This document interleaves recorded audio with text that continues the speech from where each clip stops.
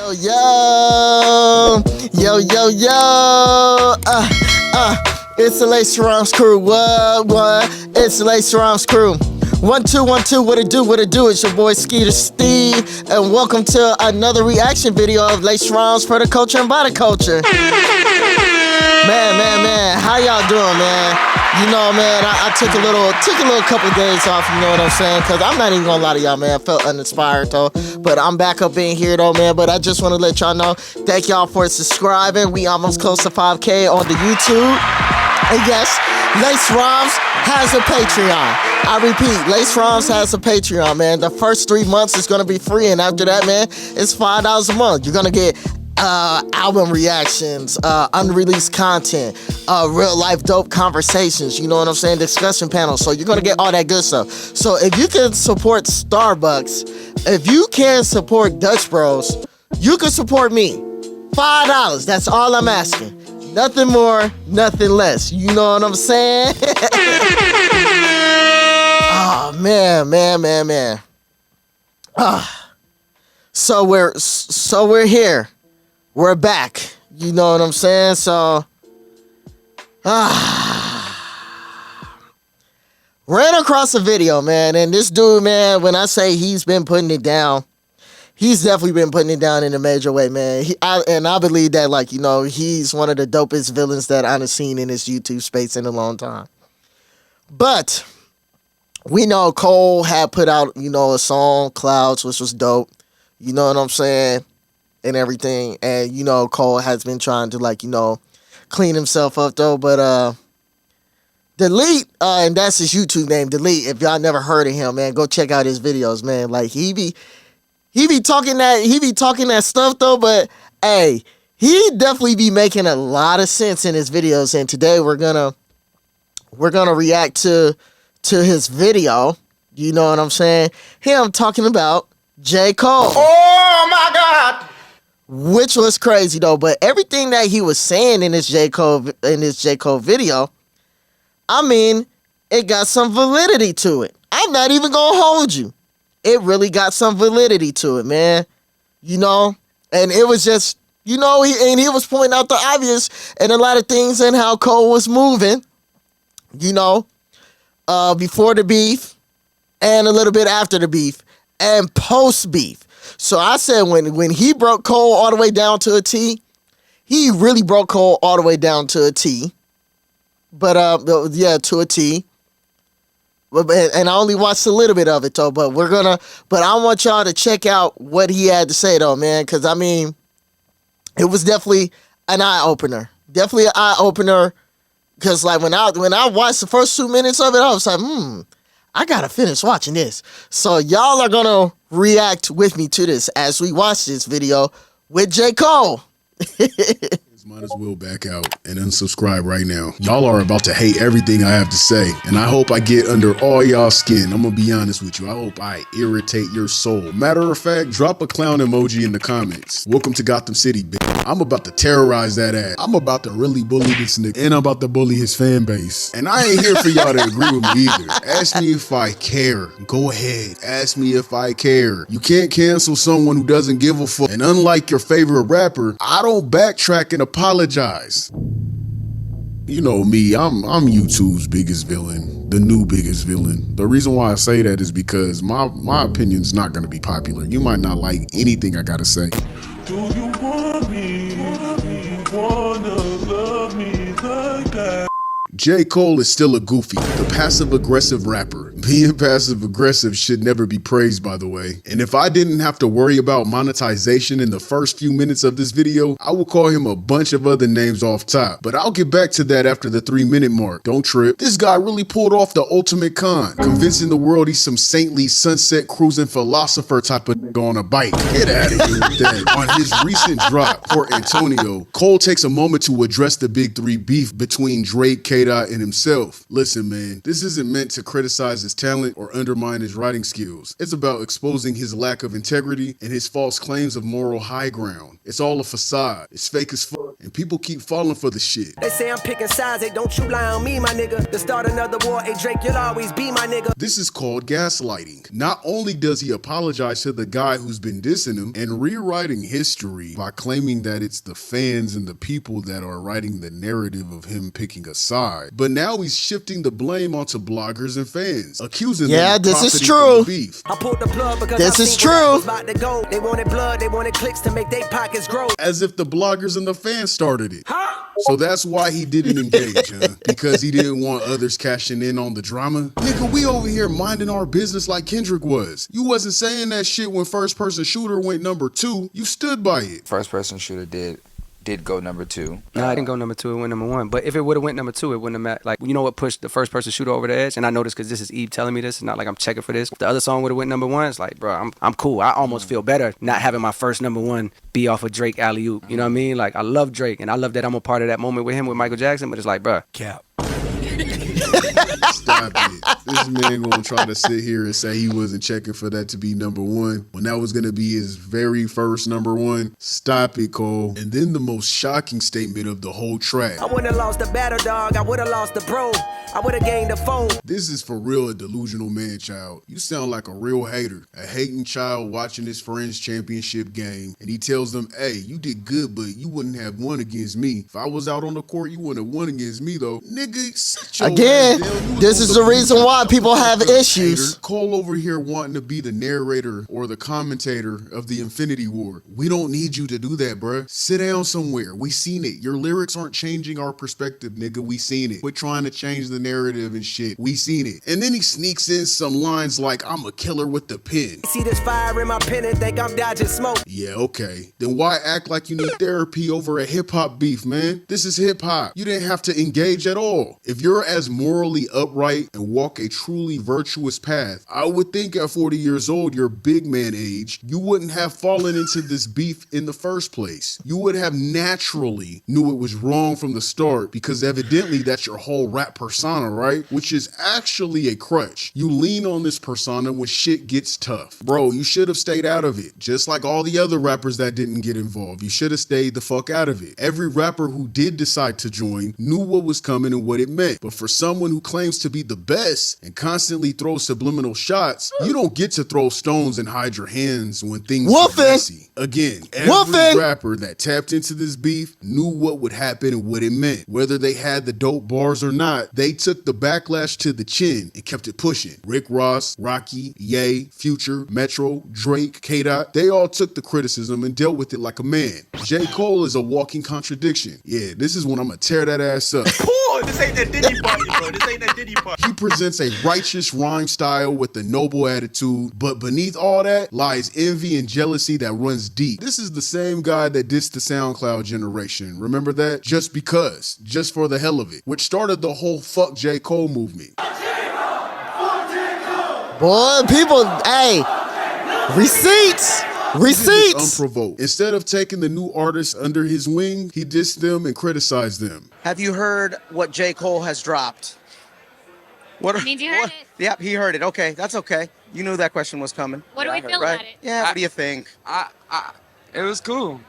I don't listen to J. Cole. I definitely listen to it. It was flooded. It flooded my shit. It was everywhere. Why? Because everybody said he was talking about me. Absolutely. Who else would he be talking about? What other Lils? Either me or Lil Uzi. Bow Wow? Right. Honestly, I don't give a fuck. Wow, you get so much props. You just a 17-year-old.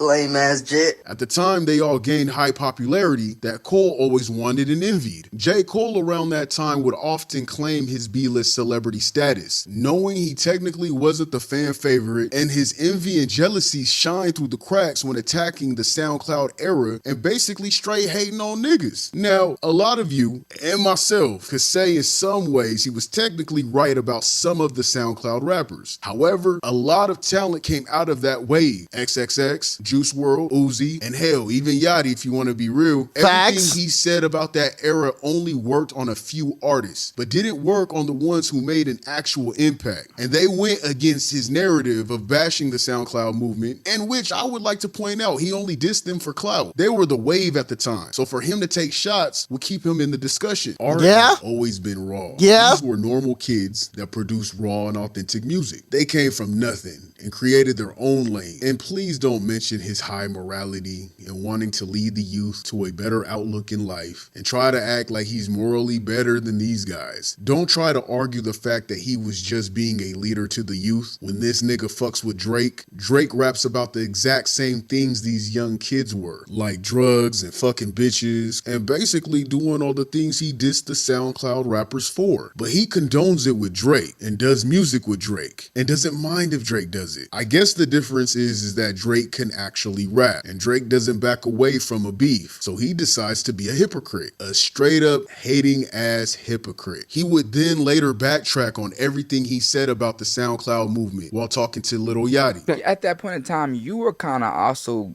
fuck these new niggas too. Not outwardly. I never did anything I don't think outwardly. Well, maybe I did. Shit, I hate these rappers, especially the immature 8-week rappers, lil whatever. Yeah. Kind of like came at all of the new generation. Yeah, but it was. You see how this nigga didn't try to take accountability and act as if he was attacked for no reason? Yachty didn't let that shit slide. Wow. Remind him that he came for a whole entire young generation, which he then admits to hating on Soulja Boy for the same exact thing, and basically admitted to being an overall hater. A lot of that shit for me, I was conflicted because on one hand we partying all the time to this music, but on the other hand I'm like, man, this shit go against everything that I think that I am or who I am. I had some fake morals. Around the time Soulja Boy came out, I don't know how this happened, but I had a realization within myself. But at that time I had resistance, similar to when you came out and your class came out. I had resistance. Nah, that's not the thing that I love. Like, what? Y'all fucking with this? Like, I was one of them. Yeah. And it was literally a part of me that had a realization. So I was like, bruh, you a hater. Like, yo, you are literally hating. Fast forward, when y'all came out, mind you, I'm coming off my biggest album ever, like 2014 Forest Hill Drive, boom, boom. I'm feeling like, whew, boy, I did it. This, that, and the third. And then right before my eyes, shit is shifting. Completely shifting. It's like, man, that shit we didn't care about that shit no more, bro. Like, my knee-jerk reaction to that music was the same. It was, man, this shit, boom, boom. I had to have a conversation with myself like, nigga, you hating. Again, throwing stones and hiding your hands. Don't understand why J.cole talking about false prophets, but didn't mention higher ups, changing name to Amber Cole. These fucking entertainers is playing it by the rules, sucking government dick for sake to stay cool. This guy also went at Kanye West when he not only used Kanye's song to break through mainstream with Workout Plan, which Kanye had to sign off and give him the okay to do so, basically using Ye for his first mainstream hit. This dude has multiple tweets glazing Ye throughout his career. For him to then take shots at Ye unprovoked just because he disagrees with Ye's stance. And while everyone has the right to speak up and share their opinions, even if they weren't asked to do so, yes, it's okay to disagree with someone. However, we all know Ye isn't a battle rapper to begin with. He doesn't battle rap. He's most likely not to respond on the track, but most likely in an interview or a rant. Most of Kanye's music is about self-uplifting, and harsh motivational songs to work out to are just brain food to be great. The first time he's ever made any kind of actual real diss track was in fact the Like That remix against Drake and Lucian Grange. So at the time of False Prophets, this guy takes on an easy ass target. Let me diss a guy that I know that won't make a song back at me, who happens to be in their prime, so I'll gain attention through hip hop for coming at one of the greats. Basically some more opportunist type shit. And another attack for clout. Oh, hey, yeah. he cooking. It folds every time. He cooking. False Prophets, which that song wasn't about him. There's one verse that applies to him for sure. But if you listen to that song is about what this shit is exposing and what I got to check myself about. And I checked myself on that song. At one point in time, I put this dude on a major pedestal. And he ain't the only one that's been there. Jay been there. You know what I mean? Pac been there. Big been there. Nas been there. It's a bunch of people that have sat on that pedestal of like, bro, you inspire me. And these kids come up to me and they tell me the same thing now. And there's nothing wrong with that. You inspire me. But it's when it's at an unhealthy level. Nah, nigga, you ain't fooling nobody but your dumbass fan base. That's why Kanye to this day don't fuck with you. You just never stand on shit. Every situation you backtrack, or you like to drop out of the fight and act like it wasn't like that and everyone took it out of context. The same way you did the SoundCloud rappers and now how you're doing Kendrick and Drake situation. You like to backtrack. J.Cole would then still later praise Kanye when the Genius documentary dropped in 2022. Showing his support and admiration, he posted a picture of Kanye on his Instagram page saying, "Thank you for this, Kanye West and Cootie Rock. Phenomenal, vulnerable, powerful, sad, inspirational, insightful, wonderful, masterful. Grateful to have watched." Are you guys really gonna give props to somebody you think is a false prophet that you took shots at? Like, let's be for real here, man. Throwing stones and hiding your hands. And then there's the recent K-Dot situation where he jumps on a track that's clearly aimed at his so-called friend. Fully aware of the beef between Dot and Drake. To make it worse, after Kendrick revealed that Drake had invited him to collaborate on the exact song that dissed him, and he declined it, would mean Cole knew about the situation, the reason behind it, and still chose to take shots with his friend's rival, playing all sports in his music videos that only takes two players, like chess, ping pong, football, boxing, the Spider-Man meme. It was loud and clear what Drake and Cole was doing. They were throwing Yo. Delete it. You definitely cooked on that, bro. You really cooked on that. I ain't even gonna hold you. You really cooked on that, like, for real. And you know what, y'all? Let's get into this, man. Like, for real. Yo. He said a lot. He said a lot. You know what I'm saying? He definitely said a lot that made sense. I ain't even gonna hold you. That definitely made sense. You know, Cole have done these things, so, and we really never really called it out the way it did. Like, you know what I'm saying? Him always throwing the rock hiding behind his hand. And pretty much, like, you know, backtracking. And, you know, when we have reacted to him backtracking, apologizing to Kendrick, oh, I want to choose peace and everything, though. But when you look at it in relativity and how Deleted explained it, he done a lot of backtracking in his career. A lot of it, which is crazy. And, you know, at times, like, we kept giving passes, though, but how many times, like, you know, we're going to keep giving a pass where, okay, you're claiming you're the best, you're this, you're that. But when it comes to battle testing, man, like, you run, you fold it. Like, going back, like you said, you threw the rock and try to hide behind your hand. And then when he had said the line, like, you know, going after Kanye, that clearly makes sense. And you know what? It makes me believe that if this was the NBA, J.Cole would be the Devin Booker of rap. J.Cole would be the Devin Booker. Straight up. He would be the Devin Booker of rap. Like what we said, man. Do we think Cole is a dope artist? Yes, absolutely. Can he rap? Yes, absolutely.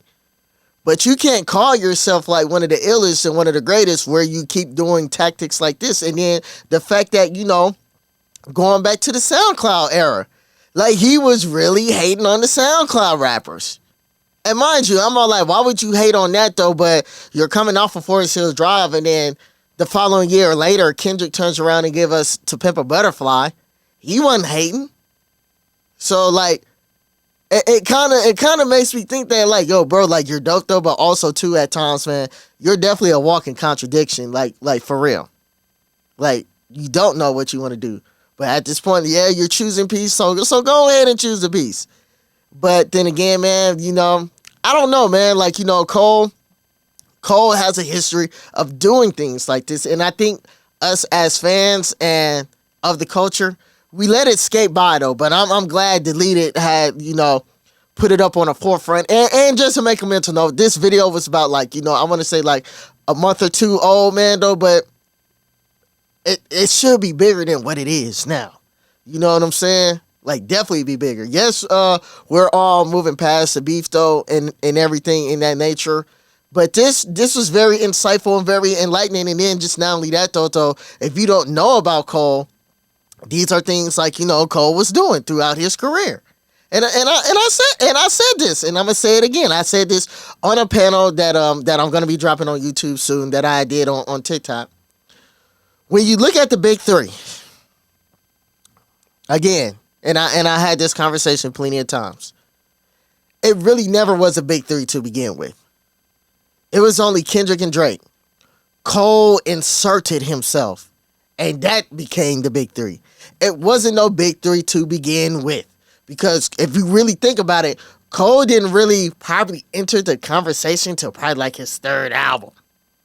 Revenge Dreamers Volume 1 and Volume 2, we didn't care.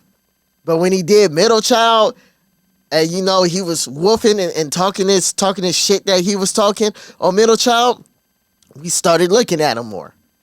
Then him going on these feature runs, we started looking at him more. But that didn't come until like the tailwind, okay, 2017, 2018. Kendrick is literally coming off of Damn and the Black Panther soundtrack. Drake is coming off of, you know, I want to say around that time, More Life, if I'm not mistaken, you know. So, like, they're easing back. So like, he went up in there.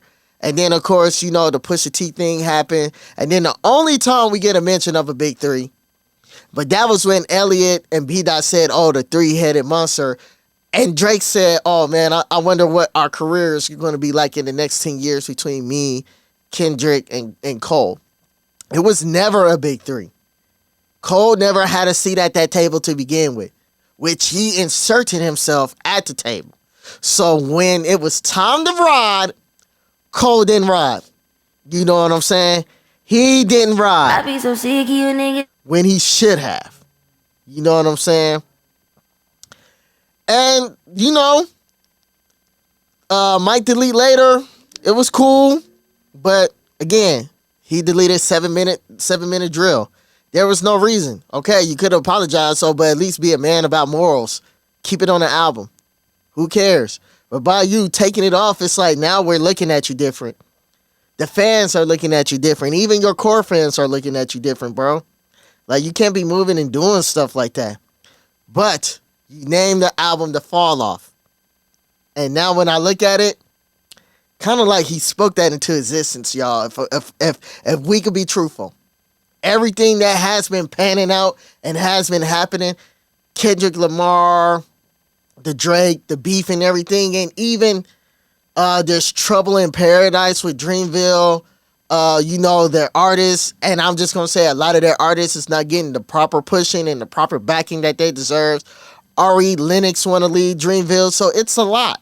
So by you naming your album The Fall Off, it's kind of like, bro, you put that in existence, and we all know, man, if you go to church or if you read the Bible, Proverbs 19, verse 21, speak life and death into the tongue, and any fruit shall bear thereof. Like, you know what I'm saying? You can't be doing that, you know? But other than that, man, this was a dope video, man. This was a super dope video. And Deleted made a lot of points, man. And yo, man, hey, he a real one for that, man, though. But hey, yo, man, like, I gotta shout out to people's channels, man. So shout out to Deleted, man. Y'all go follow his channel. And he's definitely running it up, man, like, for real. But also, man, I just want to say thank y'all for supporting me, supporting my channel, man. We almost there, man. Almost there to that 5K. But, man, go ahead and support the TikTok, and even on the TikTok, I'm going to start doing some more TikTok lives and discussion panels, so y'all going to love that. But, man, follow us on TikTok, Instagram, LaceRoms_media, SoundCloud, Podbean, iHeartRadio, Spotify, YouTube. You know what I'm saying? You name it, we own it. You name it, we own it. Yeah, man. But, I mean, that's all I have to say, man. So, Cole, do better, bro. We know there's a person that's on your head right now, Freddie Gibbs. I think that would be a formidable opponent, but we're gonna get into that. You know what I'm saying? Gonna drop a video soon up on that, man, because I mean, I think they neck and neck. A lot of people looking at one-sided though, but don't do that. It's more so close than y'all think, For real. But until then, this your boy Skeetersteve. Lace Rhymes for the culture by the culture. We out. Peace.